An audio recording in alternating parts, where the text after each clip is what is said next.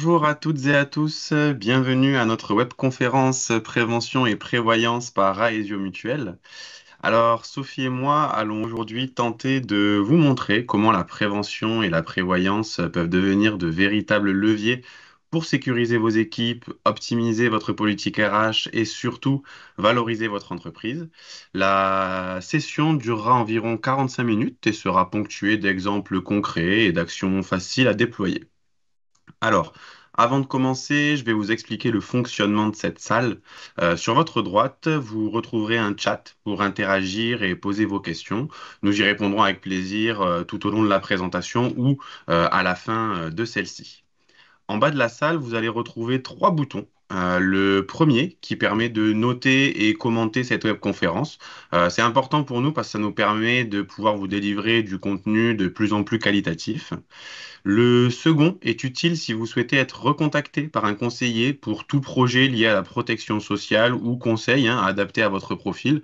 N'hésitez pas vraiment à laisser vos coordonnées si vous souhaitez échanger avec notre équipe de conseillers. Et le troisième et dernier bouton, il vous permettra de télécharger cette présentation. Nous allons maintenant nous présenter. Donc, pour ma part, je suis Antoine Kerviel, chef de projet au sein du service prévention et promotion de la santé d'Aesio Mutuel. Mes missions consistent à accompagner les décideurs, référents prévention et même élus de grands comptes ayant un contrat santé, de branches professionnelles sur lesquelles Aesio est recommandé, ainsi que d'organisations syndicales qui souhaitent agir sur des domaines en lien avec la santé au travail. Et je suis accompagné de ma collègue Sophie Toulouzet. Sophie, je te laisse te présenter. Bonjour à toutes et à tous. Donc moi, je suis Sophie Toulouzet, je suis conseillère entreprise et pro chez Aesion Mutuel sur le secteur donc du 31, la Haute-Garonne, et le 32, le Gers. Et donc mon rôle est d'accompagner le chef d'entreprise et ses salariés dans l'optimisation de leur protection sociale, et ce tout au long de la vie du contrat. Et j'accompagne également vos experts comptables dans la mise en conformité des contrats et pour tout conseil juridique. Merci Sophie. Et nous sommes également accompagnés d'Adria Castan, chef de projet marketing. Alors, vous ne la verrez pas, vous ne l'entendrez pas, mais elle sera bien là pour animer le chat, lancer les sondages et assurer le bon déroulement de cette session. Et d'ailleurs, avant de commencer, donc nous nous sommes présentés et nous aimerions vous connaître aussi. Donc pour cela, est-ce que Adria, tu peux lancer le premier sondage, s'il te plaît? On vous laisse une petite minute pour y répondre et ensuite on va pouvoir démarrer cette session donc dédiée à la prévention et à la prévoyance où nous allons explorer ensemble comment est-ce qu'on peut protéger les salariés, anticiper les risques et renforcer la sécurité au sein de votre entreprise. Donc n'hésitez pas à répondre au premier sondage. On vous laisse encore quelques instants.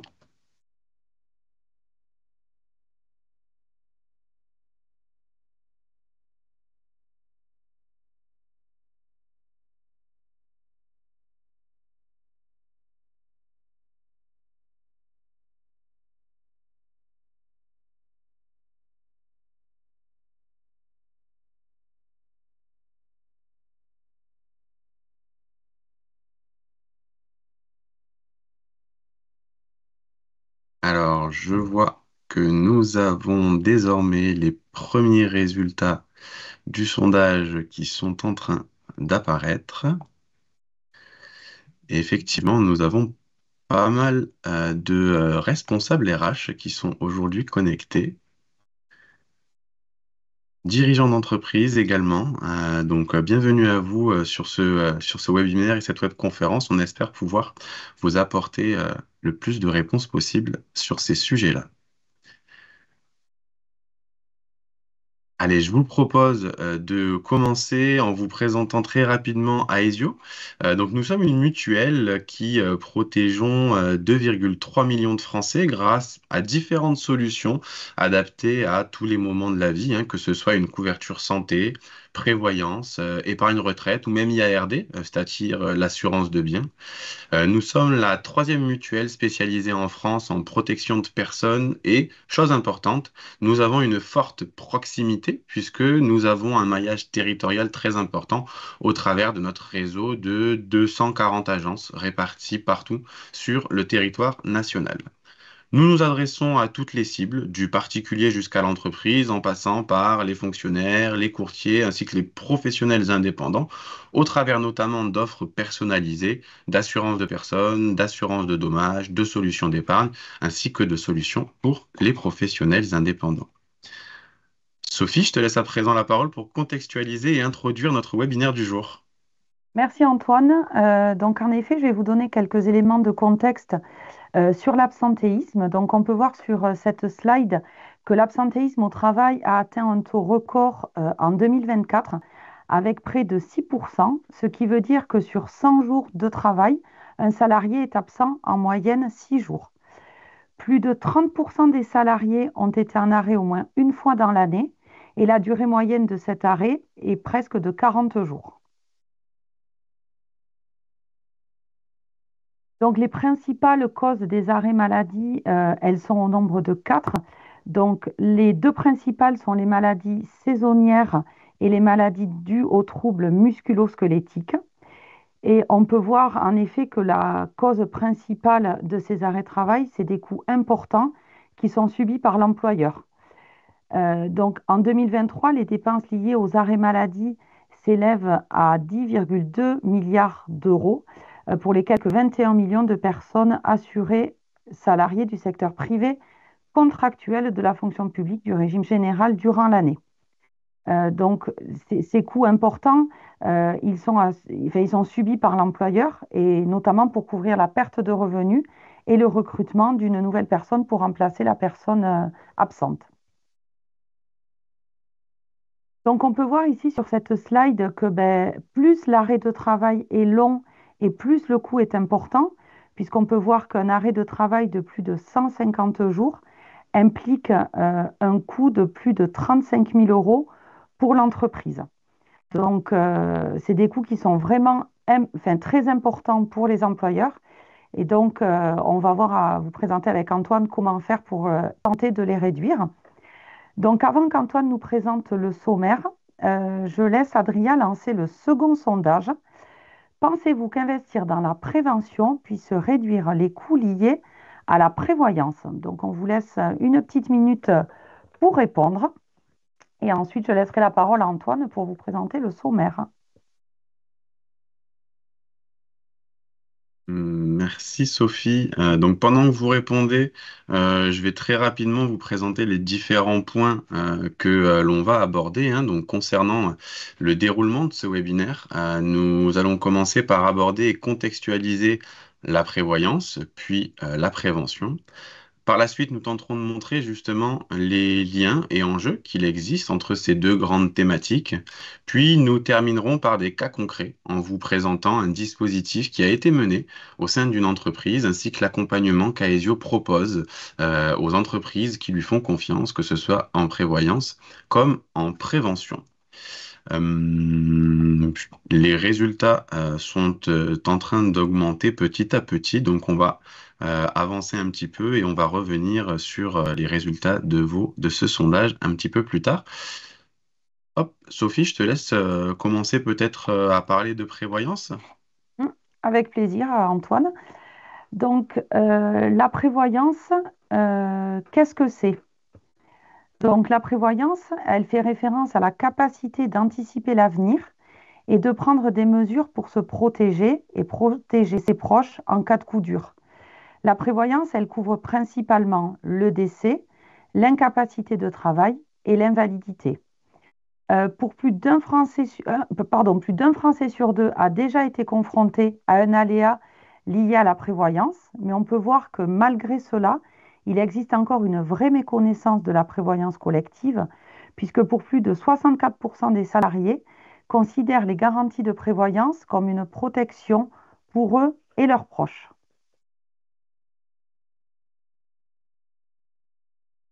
Alors, je vois Donc, qu'on a reçu les premiers résultats du deuxième sondage. Donc, effectivement, vous êtes 50% à penser qu'investir dans la prévention peut réduire les coûts liés à la prévoyance. 50% qui le pensent clairement et 34% oui, mais pas de manière significative. Donc, justement, on va essayer de vous montrer comment est-ce qu'on peut agir dessus.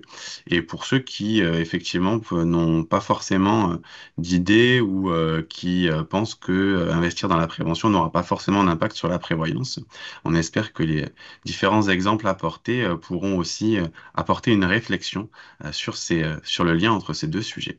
Et Sophie, je te laisse continuer. Merci Antoine. Donc la prévoyance, qu'est-ce que c'est? Donc comme on l'a vu sur la slide précédente, la prévoyance, elle couvre trois risques principaux, donc l'incapacité de travail, l'invalidité et le décès. Donc elle vient compléter la couverture de base qui est apportée par la sécurité sociale, mais on va voir que les prestations de la sécurité sociale, elles sont très insuffisantes pour se couvrir convenablement. Donc, par exemple, pour l'incapacité temporaire de travail, l'indemnité journalière, elle est égale à 50% du salaire, plafonné à 41,47 euros par jour, ce qui fait un revenu mensuel de 1037 euros par mois. Et il faut faire attention parce que suivant votre statut, ce montant, il peut différer. Et par exemple, si vous êtes dirigeant et que vous n'avez pas de contrat prévoyance complémentaire, il faut savoir que personne vous assure ce revenu de base. Pour l'invalidité, donc l'invalidité partielle, c'est égal à 30% du salaire plafonné avec un maximum de 1177,50 euros par mois. L'invalidité totale, quant à elle, c'est 50% du salaire plafonné avec un maximum de 1962,50 euros. Et pour le risque décès, le capital forfaitaire qui est versé par la sécurité sociale, il s'élève à 3 977 euros. Donc aujourd'hui, ce capital, il ne permet même pas de financer les frais liés aux obsèques.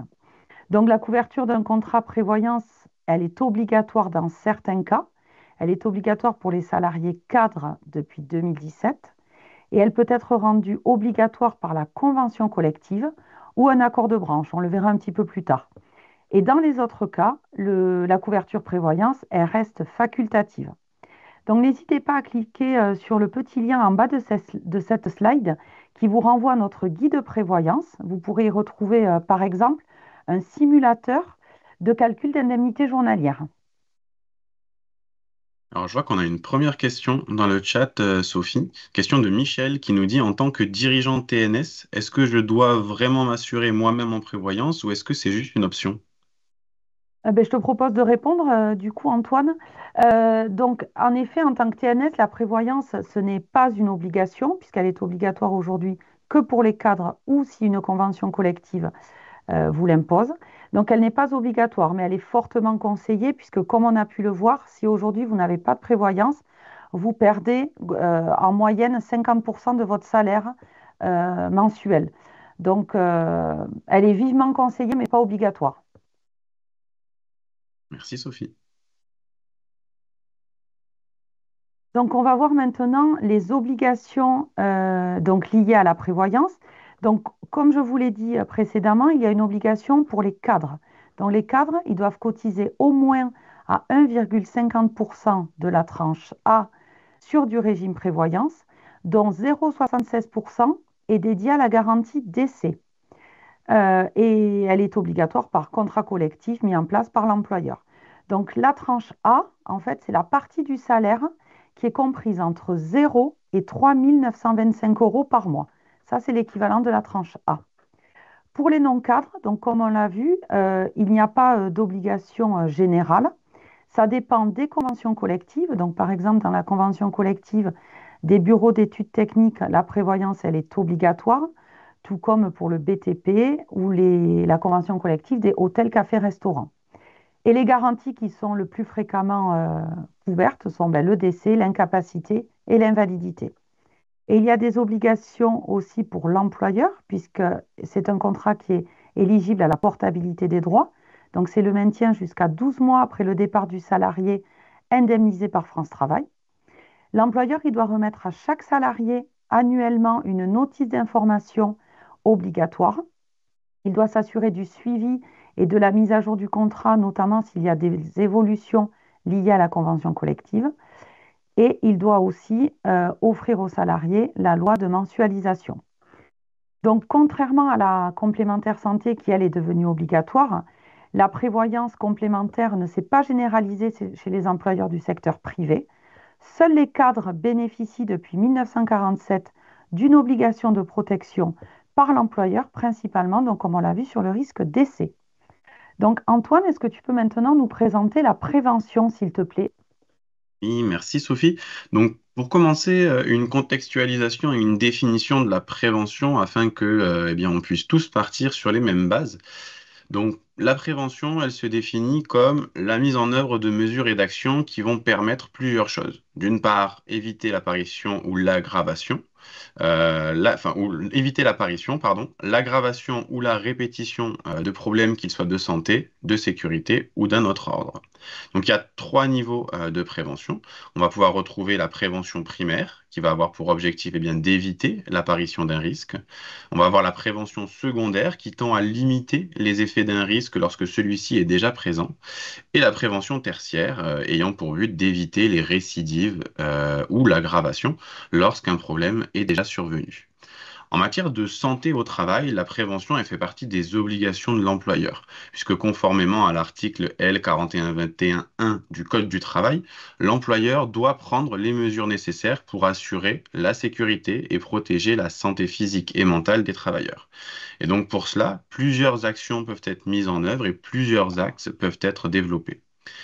Premier outil utile à la prévention, il s'agit du document unique d'évaluation des risques professionnels. Ce document, il est obligatoire dès l'embauche du premier salarié. Il a pour objectif de recenser et d'évaluer les risques professionnels auxquels sont exposés les salariés selon leur unité de travail. Donc celui-ci doit être mis à jour de manière annuelle ou à chaque modification importante, hein. Par exemple, lors de la crise Covid, de nombreux documents uniques d'évaluation des risques professionnels ont été modifiés du fait de l'apparition de ce nouveau risque. Celui-ci doit être conservé pendant 40 ans depuis la loi Santé-Travail 2021. Et cet outil, finalement, c'est une première base puisque c'est à partir de cette évaluation que le plan d'action va être construit. Alors, pour mettre en place une démarche de prévention pertinente, l'INRS préconise de respecter 9 principes fondamentaux que je vais très rapidement vous présenter. Donc, premier principe, c'est éviter le risque. Donc, c'est supprimer finalement le danger ou l'exposition au danger si c'est possible.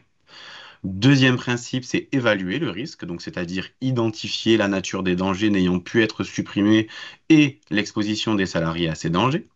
Troisième principe, c'est combattre les risques à la source, donc c'est-à-dire intégrer la prévention le plus en amont possible, notamment dès la conception des lieux de travail, des équipements ou des modes opératoires. Quatrième principe, c'est adapter le travail à l'homme. Donc c'est tout d'abord réduire les effets du travail sur la santé en prenant compte les différences entre salariés pour définir des mesures de prévention rendant le poste ou la situation de travail accessible à tous. Cinquième principe, c'est tenir compte de l'évolution de la technique, donc c'est-à-dire adapter la prévention en fonction des progrès techniques et organisationnels en mettant en place des moyens dans l'objectif de faciliter et d'améliorer la prévention des risques professionnels. Sixième principe, remplacer ce qui est dangereux par ce qui l'est moins, c'est-à-dire éviter au mieux l'utilisation de procédés ou de produits dangereux lorsqu'un même résultat peut être obtenu avec une méthode présentant des dangers moindres. Septième principe, c'est planifier la prévention en intégrant technique, organisation et conditions de travail, relations sociales et facteurs ambiants, notamment les risques par exemple liés au harcèlement moral et sexuel. Huitième principe, c'est donner la priorité aux mesures de prévention collective et n'utiliser les équipements de protection individuelle qu'en complément des protections collectives si celles-ci ne se révèlent pas suffisantes. Et ensuite, dernier principe, c'est donner les instructions appropriées aux salariés, c'est-à-dire former et informer les salariés afin qu'ils connaissent les risques et les mesures de prévention. Donc pour finir, de nombreux acteurs œuvrent sur ces sujets en lien avec la santé au travail. Tout d'abord, le CSE, qui a un rôle important dans l'analyse des risques et la mise en œuvre du plan d'action, mais également les référents santé, sécurité, QHSE, les RH, les chargés de qualité de vie et conditions de travail, qui vont également être des ressources importantes pour déployer des dispositifs de prévention adaptés aux salariés et aux risques professionnels identifiés. Donc vous l'aurez compris, la prévention implique des acteurs, ils peuvent être internes comme externes, puisque sur ces sujets, nous pouvons nous faire accompagner par les services de prévention et de santé au travail, les CARSAT, mais également les mutuelles qui ont toute leur part dans l'accompagnement des entreprises en matière de santé au travail. Et alors concrètement, quel est l'impact de la prévention si nous devons parler sur l'aspect financier? Eh bien, selon une étude, pour chaque euro investi en prévention, c'est 2,2 euros économisés. Alors, il faut savoir que le coût direct estimé par absence est en moyenne de 3 à 6 000 euros par arrêt. Donc, en partant du postulat que déployer des actions de prévention permet de limiter les accidents de travail et maladies professionnelles, qui, je le rappelle, coûtent annuellement plus de 2 milliards d'euros, mettre des moyens en œuvre dans cet objectif permet un véritable retour sur investissement. Comme vous le voyez sur le tableau, vous avez à gauche le coût de la prévention pour les entreprises et par employé, et à droite les bénéfices que cela apporte. Je vais maintenant laisser la parole à Sophie pour commencer à vous présenter les différents liens que l'on peut retrouver entre prévention et prévoyance. Alors avant ça, Antoine, je te propose de prendre peut-être la question de Lina. Ouais. On a pas mal d'arrêts dans mon entreprise, surtout liés au stress. Est-ce qu'il existe des actions simples et rapides à mettre en place? Alors oui, effectivement, hein, le stress, c'est un véritable enjeu majeur qui est souvent sous-estimé. L'année 2024 a comme grande cause nationale la santé mentale et effectivement, le stress va réellement impacter, hein, la santé mentale des salariés. Donc vous pouvez commencer par des actions simples, hein, c'est-à-dire instaurer des temps d'échange réguliers pour détecter les signaux faibles, travailler sur les organisations pour éviter les potentielles surcharges qu'il peut y avoir, ou proposer des ateliers ou sensibilisations autour de la gestion du stress. Il faut savoir que même des mesures légères, comme donner de la visibilité sur les priorités ou favoriser un meilleur équilibre vie pro, vie perso, peut déjà réduire ce sentiment de stress, réduire les tensions. Et ensuite, bien sûr, on peut aller plus loin avec des plans de prévention structurés sur la durée, sur lequel on peut parler de formation, on peut parler de risques psychosociaux. Mais effectivement, il y a des actions simples, rapides, qu'on peut mettre en place pour tenter de réduire le stress au sein de son entreprise. Merci Antoine pour ta réponse. Donc on va vous présenter maintenant la synergie entre la prévention et la prévoyance. Donc pour commencer, on va vous présenter quelques chiffres clés. Donc 68% des RH indiquent subir des coûts supplémentaires dus aux arrêts de travail et ces coûts sont très difficiles à supporter pour 50% des RH interrogés. Donc les quatre coûts supplémentaires sont l'indemnisation des arrêts de travail, le recrutement pour remplacer la personne absente, les dispositifs de reprise et l'indemnisation des arrêts. Donc certains secteurs d'activité sont plus fragilisés par l'absentéisme, comme par exemple l'industrie ou l'économie sociale et solidaire, puisque ce sont des secteurs d'activité où les personnes doivent être remplacées immédiatement pour pouvoir assurer une continuité de service. Donc la prévention et la prévoyance sont deux approches complémentaires visant à limiter les conséquences des aléas de la vie, notamment en matière de santé et de travail. Donc ce sont deux domaines qui peuvent vous aider à agir. Donc pour faire face à la hausse des arrêts de travail, la prévoyance et la prévention vous offrent des leviers pour protéger l'entreprise et soutenir les salariés. Donc il y a d'abord une protection financière, puisque la prévoyance sécurise l'entreprise face au coût des arrêts. Il y a une réduction des absences, puisque quant à elle, la prévention limite les causes d'arrêt. Il y a un enjeu de bien-être au travail, puisqu'on prévient et on améliore la santé et la motivation des salariés. Et il y a un accompagnement efficace, puisqu'on facilite le suivi et le retour des salariés en arrêt. On peut voir que pour certaines entreprises, après 18 à 24 mois d'actions ciblées en prévention, elles constatent une baisse de 20 à 30% de leur sinistralité. Alors effectivement, on remarque une réelle synergie entre nos deux champs d'activité avec des objectifs qui vont tous deux viser à garantir la santé financière et organisationnelle de l'entreprise. Tout d'abord, pour la prévention, on va avoir un réel objectif d'éviter et de limiter l'exposition au risque professionnel, dans l'objectif bien sûr d'éviter les arrêts pour cause d'accidents de travail ou de maladies professionnelles. La prévoyance, quant à elle, couvre justement financièrement l'entreprise et le salarié en cas de survenance d'un accident ou d'une maladie. Les outils utilisés pour atteindre cet objectif sont d'une part le document unique d'évaluation des risques professionnels, base de toute formation et mise en œuvre d'équipements. Il va permettre d'identifier les risques qui peuvent mener à un accident et d'autre part, le contrat prévoyance qui, lui, va permettre de couvrir l'accident de travail, l'incapacité, l'invalidité ou le décès. Quant aux obligations en matière de prévention, le document unique d'évaluation des risques professionnels est obligatoire dès le premier salarié, dans l'objectif encore une fois de protéger sa santé. Et pour la prévoyance, nous avons la loi de mensualisation. Et pour vous en parler, je vais redonner la parole à Sophie.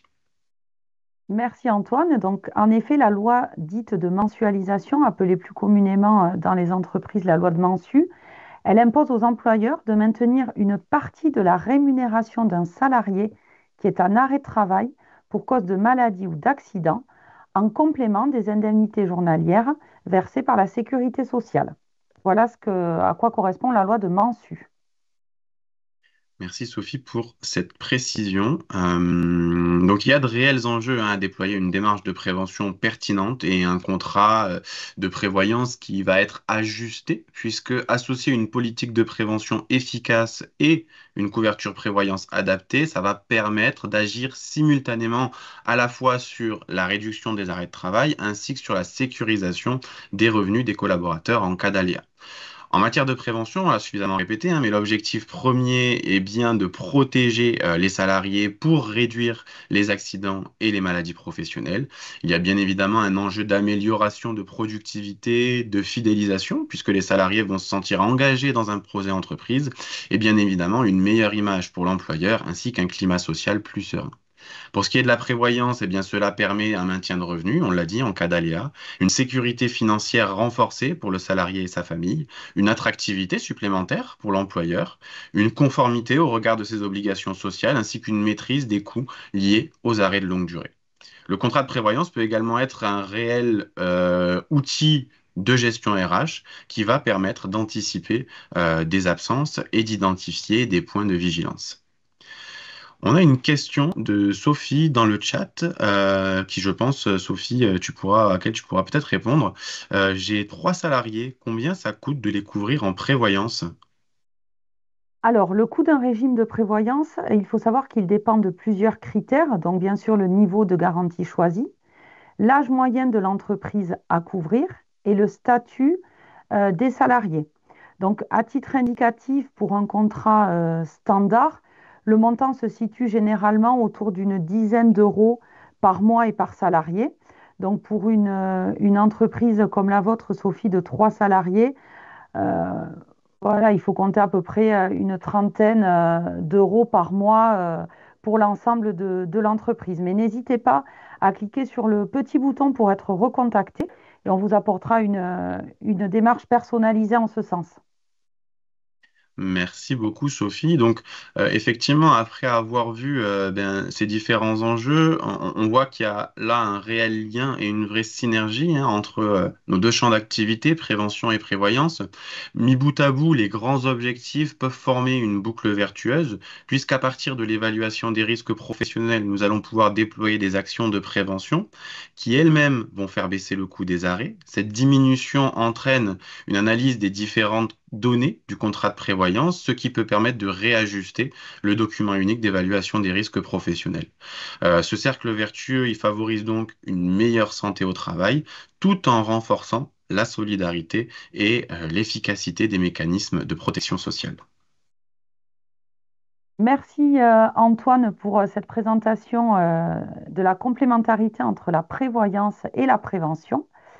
Je vous propose maintenant de répondre à notre dernier sondage que Adria va lancer. Mettez-vous en place des actions de prévention dans vos entreprises. Et Antoine, est-ce que tu peux nous expliquer un petit peu comment se passe la prévention chez Aesio Mutuel, s'il te plaît? Oui, tout à fait. Donc, chez Aesio, on a créé un service il y a maintenant 3 ans qui s'appelle Prévaesio, qui se décline autour de deux grands enjeux, un enjeu de santé publique et un enjeu de santé au travail. Donc, aujourd'hui, je vais vous parler plutôt de Prévaesio pour les entreprises qui se structurent autour de trois grands enjeux de santé au travail. Le premier, ça va être la mise en conformité avec les obligations légales de l'employeur. Donc, comment est-ce que l'on peut accompagner les décideurs et les référents prévention dans la mise en conformité avec une réglementation qui évolue constamment au travers notamment du document unique d'évaluation des risques professionnels, du PAPRI Pacte, des formations obligatoires. Deuxième enjeu, c'est la limitation et l'exposition aux risques professionnels, donc tout ce qui va tourner autour de thématiques telles que la prévention des troubles musculo-squelettiques, la prévention des risques psychosociaux ou également du risque routier par exemple. Et puis, troisième et dernier enjeu, c'est l'amélioration de la santé et du bien-être des salariés. Donc, comment est-ce qu'on va pouvoir influer sur les déterminants de santé qui sont propres à l'individu, mais qui, une fois améliorés, vont avoir un impact sur son activité professionnelle, son absentéisme ou sa performance au travail. Donc, pour répondre à ces enjeux, nous avons créé une offre à trois niveaux qui sont complémentaires et indépendants.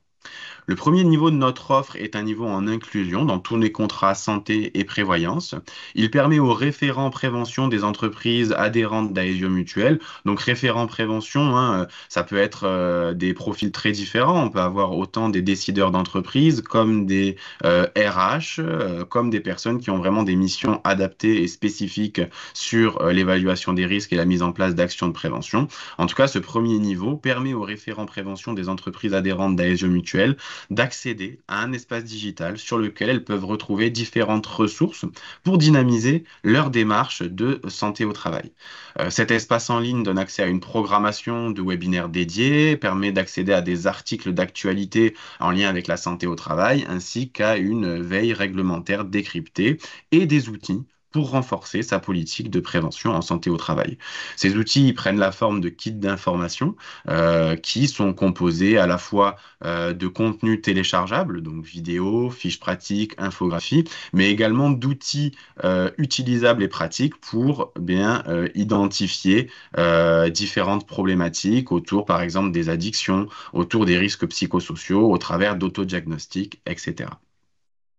Donc, je le disais, ce premier niveau donne également accès à l'offre Prévaesio adhérent, qui est une offre digitale et présentielle qui permet de bénéficier de webinaires en matière de santé publique, de bilans ou encore de cycles d'ateliers sur des thématiques en lien avec les trois axes d'engagement d'Aesio Mutuel, à savoir la santé au féminin, le bien vieillir et la santé environnement. Ce service, il est accessible pour l'ensemble de nos adhérents. Le deuxième niveau de notre offre s'adresse aux structures qui souhaiteraient initier ou lancer une première action de prévention. On peut y retrouver 6 ateliers de sensibilisation autour des principaux risques professionnels et déterminants de santé rencontrés en entreprise. Ces ateliers, ils ont été co-construits avec des experts de la prévention en santé au travail. Ils sont déployables rapidement sur l'ensemble du territoire grâce à notre large réseau d'intervenants. Et enfin, la troisième et dernier niveau d'offre est notre accompagnement sur mesure. Les chargés de prévention apportent leur expertise à nos entreprises adhérentes autour de la construction de dispositifs de prévention afin de l'adapter aux besoins et aux problématiques de l'entreprise. Cet accompagnement méthodologique suit vraiment un process établi en 4 étapes, ce qui permet une co-construction efficace avec nos interlocuteurs en entreprise. Merci Antoine. Avant de présenter le cas terrain, je te propose qu'on consulte les résultats du dernier sondage. Hmm. Donc, on peut voir que pour une majorité d'entre vous, donc 59%, vous mettez en place des actions de prévention dans vos entreprises. Pour 7% d'entre vous, vous ne le faites pas par manque de temps. Pour 19% d'entre vous, c'est par manque de moyens financiers. Et pour 15%, c'est par manque d'information et d'accompagnement. Donc, n'hésitez pas à nous contacter avec Antoine, puisque les moyens financiers, on peut trouver des systèmes de cofinancement, on va dire, pour vous aider dans l'accompagnement de la mise en place d'actions. Et pour l'information et l'accompagnement, ben, pareil, n'hésitez pas à nous solliciter et on vous proposera des approches vraiment personnalisées en fonction de vos besoins et des besoins de votre entreprise. Merci beaucoup, Sophie. Je vois qu'on a une question d'Angélique sur le chat. Bonjour, je suis adhérent à Aesio Mutuel. Comment accéder à cela? Sur mon compte, il n'y a pas de lien. Du coup, je pense que ça doit être du coup à l'offre de Prévaesio. Donc, pour la partie Prévaesio en entreprise, pour y accéder, vous pouvez soit rentrer en contact avec le conseiller qui vous suit au quotidien et qui suit votre contrat. Il vous donnera accès à toute l'offre de Prévaesio adhérent. Ou sinon, vous pouvez également contacter notre service de prévention avec une adresse mail qui est prevaesio-entreprise@aesio.fr. On pourra vous la remettre dans le chat. Et puis, pour accéder à l'offre Prévaesio adhérent, normalement, vous devriez pouvoir y avoir accès depuis votre espace adhérent. Vous avez un onglet service, puis Prévaesio. Et depuis cet onglet-là, vous pouvez accéder à la fois à notre programmation de webinaires et de web ateliers, et également aux actions qui se déroulent dans nos territoires et dans nos agences près de chez vous. Donc n'hésitez pas à aller voir. Et j'essaye de vous mettre les différentes adresses dans le chat dès que possible. Je pense qu'il y a une deuxième question pour toi, Antoine, de Oui. Michel. J'ai une société de transport, j'ai eu plusieurs arrêts pour des problèmes de dos. Qu'est-ce que je peux mettre en place? Alors effectivement, sur ce sujet-là, c'est vrai que le secteur du transport, les problèmes de troubles musculo-squelettiques, de lombalgie, de problématiques de TMS, ils sont assez fréquents. Il y a plusieurs leviers pour agir avec des actions assez simples. D'une part, il est possible bien d'adapter les postes de travail, que ce soit derrière, quand on est en travail derrière un écran, comme lorsqu'on conduit un véhicule, hein. Il y a la possibilité d'adapter l'espace, avoir du matériel plus ergonomique, plus adapté. Il est possible également de former les salariés aux bons gestes et postures à adopter au quotidien dans leur cadre de leur travail. Il y a des ateliers qui existent pour bien s'installer derrière son poste de conduite ou bien s'installer derrière son bureau. Donc ça, c'est des choses qu'il est possible à mettre en œuvre. Et puis, bien, prévoir des temps de pause ou des récupérations pour pouvoir justement essayer de mettre en place des bonnes habitudes. Dans certains cas, on peut aussi mettre en place un accompagnement par un ergonome. Donc on peut directement mandater quelqu'un qui va analyser l'organisation du travail, les postes de travail et faire des préconisations, ou alors même travailler avec le service de santé au travail pour des solutions qui peuvent être sur mesure. Merci, Antoine. Alors, je vois qu'aussi on a une question de Nacera. Dans une entreprise de services informatiques, j'ai un salarié qui est en arrêt pour maladie depuis 16 mois. Est-ce que l'organisme de prévoyance peut déclencher une expertise pour contrôler ces arrêts? Alors, Nacera, je vous propose de vous rapprocher de votre organisme qui vous assure pour le régime de prévoyance et voir avec eux qu'est-ce qu'il est possible de faire, puisque l'approche est différente d'un organisme à l'autre. Donc, je ne peux pas répondre à leur place. Merci pour ces conseils, Sophie. Je te propose de revenir un petit peu justement sur cet accompagnement méthodologique en 4 étapes sur justement les actions de prévention que l'on peut proposer. Donc la première étape de ce dispositif correspond au diagnostic. Donc dans cette étape, l'objectif est d'identifier le ou les risques prioritaires sur lesquels bien, nous pouvons agir en entreprise. Pour cela, nous nous appuyons principalement sur le document unique d'évaluation des risques professionnels ainsi que sur la connaissance de nos interlocuteurs au sujet des risques professionnels de leur entreprise. À ce titre, je crois savoir, Sophie, que tu as mené avec une entreprise de ton portefeuille une action de prévention sur ce niveau d'accompagnement sur mesure. Que peux-tu nous dire sur le déroulement de cette première étape? Exactement, Antoine. Donc, c'est lors d'un rendez-vous de suivi de dossier que l'association en fait m'a fait part d'un problème qu'ils rencontraient assez régulièrement, notamment sur des salariés qui souffraient beaucoup de troubles musculo-squelettiques dus à leur activité, puisque ce sont des salariés qui font du maraîchage. Et voilà, c'est un public assez fragile qui n'a pas forcément l'accès facile aussi au réseau de soins. Et donc l'entreprise était bien embêtée parce qu'elle avait beaucoup d'arrêts de travail. Et dans ce secteur d'activité, ben, malheureusement, quand les salariés ne sont pas là, il ne se passe pas grand-chose.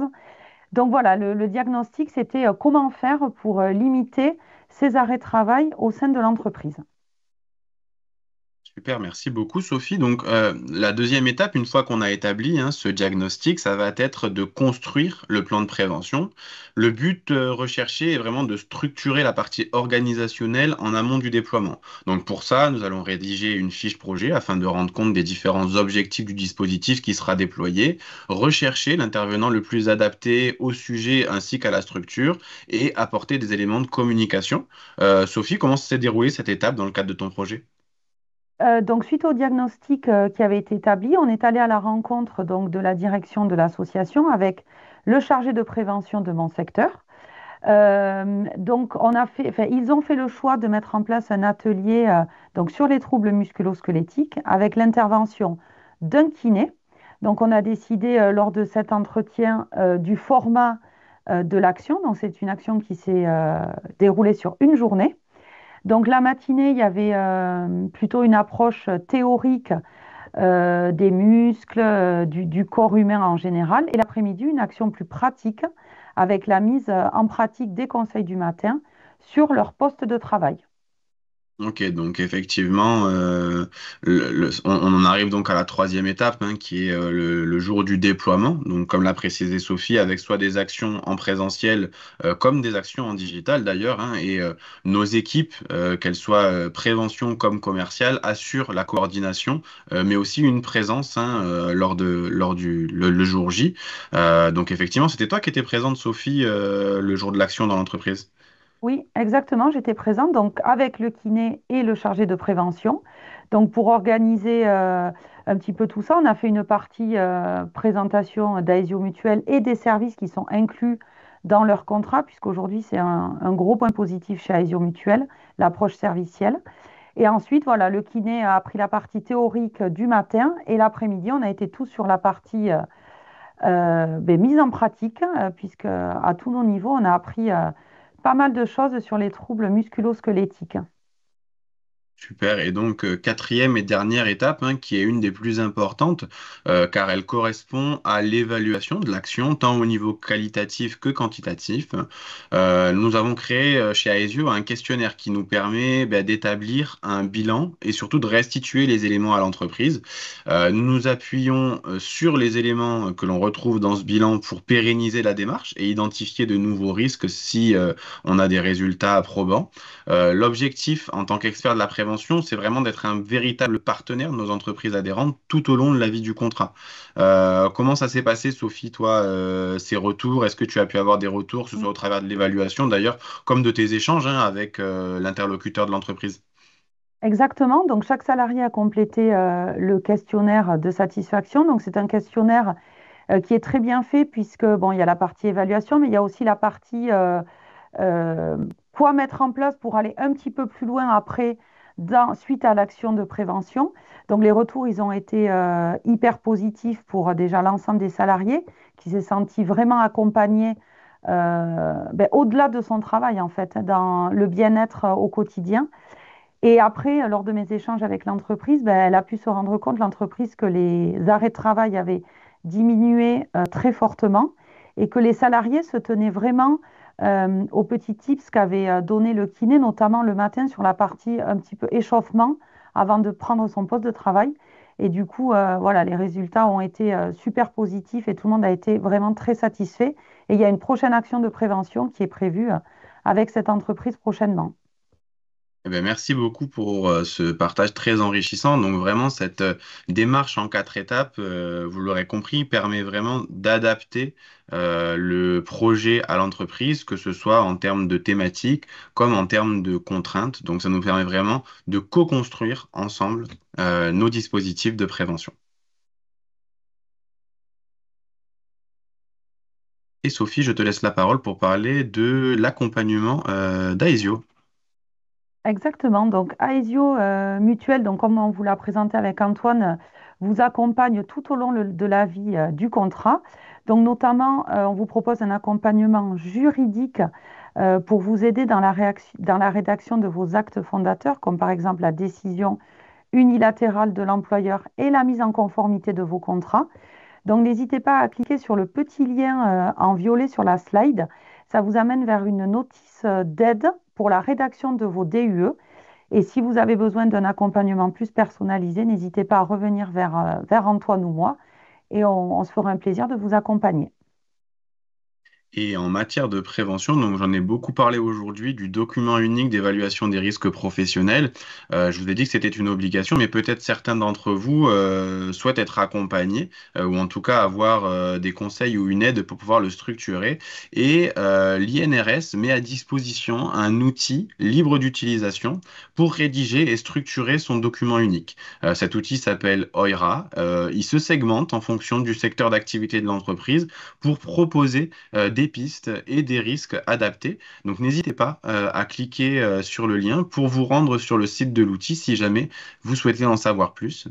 Et puis bien sûr, comme j'en ai parlé tout à l'heure, hein, nous accompagnons pardon, nos entreprises au travers de notre service Prévaesio et notamment de la communauté des référents prévention qui, je le rappelle, permet d'accéder à une multitude de ressources afin de renforcer et dynamiser la démarche de prévention au sein de nos entreprises adhérentes. Il est temps pour nous maintenant de conclure notre présentation. Donc, après avoir exploré les notions essentielles de prévention et de prévoyance, leurs obligations réglementaires ainsi que leurs effets conjugués sur la performance sociale et économique, il apparaît clairement que ces deux leviers sont indispensables pour une gestion RH efficace. Donc, comme on l'a vu, la prévention, elle agit en amont pour réduire les risques et limiter les arrêts de travail, tandis que la prévoyance intervient en aval pour protéger les salariés de l'entreprise et leurs proches face aux aléas de la vie. Donc, on a pu voir que ce sont deux leviers complémentaires. Donc, la prévention, elle limite et réduit les arrêts de travail. Et la prévoyance, quant à elle, elle sécurise les revenus et elle protège l'entreprise et les collaborateurs. Et donc, les bénéfices d'une stratégie combinée, ben, c'est bien sûr moins d'arrêts, moins de coûts pour l'entreprise et plus d'engagement de la part des salariés. Et c'est une sécurité juridique et une attractivité renforcée dans un contexte du marché du travail qui est en pleine transition. Donc maintenant, c'est à vous de passer à l'action en mettant à jour votre document unique et ses dispositifs obligatoires, en vérifiant que vos contrats de prévoyance sont toujours en adéquation avec les besoins de vos entreprises et de vos salariés, et en s'appuyant sur l'accompagnement d'experts pour bâtir une stratégie durable. Donc n'hésitez pas à nous solliciter. On vous proposera un kit clé en main, tant sur l'aspect prévention que sur l'aspect prévoyance. Merci Sophie, nous arrivons au terme de notre présentation. Déjà, on tenait avec Sophie à vous remercier hein, pour votre écoute. On va passer au temps d'échange. Si jamais d'autres questions, si jamais vous avez d'autres questions, n'hésitez pas à les poser. On pourra prendre un peu de temps pour y répondre. On a déjà répondu à pas mal d'entre elles. N'oubliez pas, vous avez un bouton en bas de cette salle si vous souhaitez pouvoir être recontacté. On a déjà pas mal échangé, donc voilà, n'hésitez pas à continuer si vous souhaitez avoir des précisions, peut-être aussi sur celle-ci. Je crois qu'Adria a pu répondre directement à quelques questions dans le Super, chat. Donc merci Adria pour ton aide. super. En tout cas, bon, on a pas mal échangé déjà sur plusieurs de vos réflexions ou en tout cas de vos questionnements en lien avec la prévoyance et la prévention. N'hésitez pas si vous avez d'autres questions qui vous venaient à y répondre et que on n'a pas forcément le temps derrière de pouvoir le faire. Si vous avez accepté de recevoir nos informations, vous allez recevoir prochainement un email avec les réponses, le replay, mais également cette présentation. Nous terminerons cette présentation avec un rappel de notre ambition qui est protéger eh bien, nos 2,3 millions d'adhérents en tenant compte de leur diversité, de leur variabilité et en anticipant les besoins à venir. Pour cela, nous mettons à disposition l'expertise de nos équipes pour qu'elles vous accompagnent sur des sujets de santé, prévoyance et des solutions d'épargne retraite. Nous accompagnons les dirigeants dans l'ensemble des sujets de protection sociale afin d'être un facilitateur au quotidien dans la gestion de leurs contrats, mais également de leur entreprise. Nous avons également un véritable lien, Sophie le disait en préambule, avec les experts comptables afin de les accompagner sur les sujets réglementaires et de mise en conformité des contrats de leurs clients. On propose une personnalisation de nos propositions grâce notamment à des diagnostics, des offres recommandées par les partenaires sociaux dans le cadre des branches professionnelles, mais également des offres spécifiques et adaptées à certains secteurs d'activité, comme par exemple le secteur du transport routier de marchandises, de voyageurs ou sanitaires, ainsi que des services différenciants comme des consultations médicales à distance, des rendez-vous avec un jury spécialisé, un diagnostic en santé mentale pour les secteurs du transport, ou encore notre service Prévaesio pour déployer des actions de prévention. C'est ça la protection sociale made in Aesio. Écoutez, je crois qu'on arrive au bout de notre webinaire du jour. Encore merci pour votre écoute et la qualité des échanges. Merci Sophie pour la co-animation de ce webconférence. On arrive donc à la fin, le temps est imparti. N'hésitez pas à noter vos coordonnées pour nous contacter directement si vous le souhaitez. On a plus de 200 conseillers pour les dirigeants et les entreprises qui sont à votre disposition pour vous accompagner et je suis certain qu'il y en a certains près de chez vous. Je vous souhaite à tous et à toutes une bonne journée. Bonne journée, merci Antoine et merci tout le monde.